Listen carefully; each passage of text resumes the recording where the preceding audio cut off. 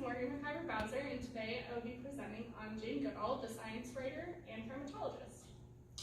So if you're asking yourself what Jane Goodall does, she is a primatologist, which means that she studies chimps, great apes, and she mostly works in conservation of the lands that great apes and chimps live in, and also preservation of that land.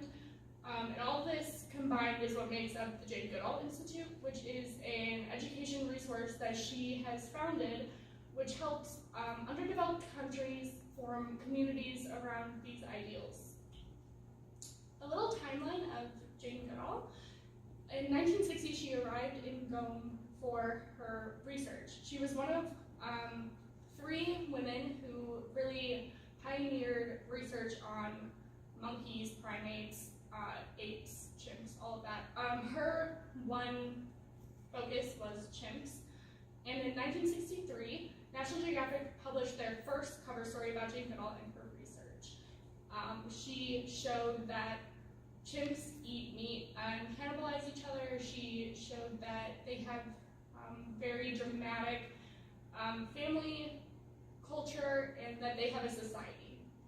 The Jane Goodall Institute was founded in 1977, and in 1986 she becomes a full-blown activist, writing books, essays, and in 1991 this culminated with Roots and Shoots being founded, which is a portion of the Jane Goodall Institute that focuses on children. They donate books, they do science experiments, and she travels around and teaches children about science and how to positively impact the earth. In 1994, she worked on continuing community conservation work in Western Tanzania. In 2001, the Jane Goodall Institute leveraged science in conservation work, really making a point to teach people what the science behind conservation was, so that they could better mesh the two together.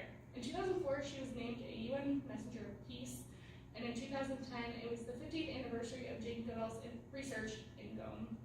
In 2016 is the 25th anniversary of Roots and Shoots. There's a big lecture series going on, and she also released a few children's books. And in 2017, the documentary Jane was released to celebrate the 40th anniversary of the Jane Goodall Institute. So you might be asking yourself, what books did she write? She wrote a lot. She wrote one of my favorite books on this list, Through a Window. And she has 30+ books, including children's books, educational books, books of essays, diaries, and books that she has just contributed to.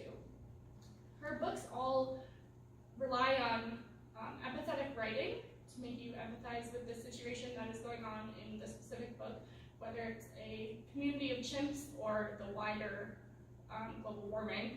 And she calls you to action through this empathy, and at the end of the book she asks you to reflect on whether that action was positive or negative in the world. These are a few quotes from some of her books that call on empathy and action, but let us not forget that human love and compassion are equally and deeply rooted in our primate heritage. And in this sphere too, our sensibilities are of a higher order of magnitude than those of chimpanzees. That was through a window. Michael Pollan likens consumer choices to pulling single threads of a garment. We pull a thread when we refuse to buy meat or dairy products from cows who were never allowed to chew grass or breathe fresh air or feel the warm sun on their backs. And this is from Harvest for Hope. This is her calling people to reconsider a vegetarian lifestyle. She's been vegetarian for most of her life. And then finally, attacks by other chimpanzees are the second most frequent cause of death at Gom after disease. This again is from Through a Window.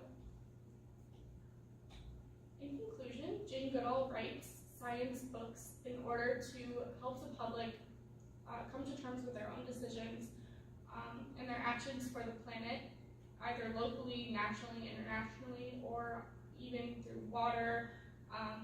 And she tries to provide access to resources from everybody who's a little child all the way up until they're elderly, so that they can continually reevaluate what they're doing and try to help the earth as much as possible.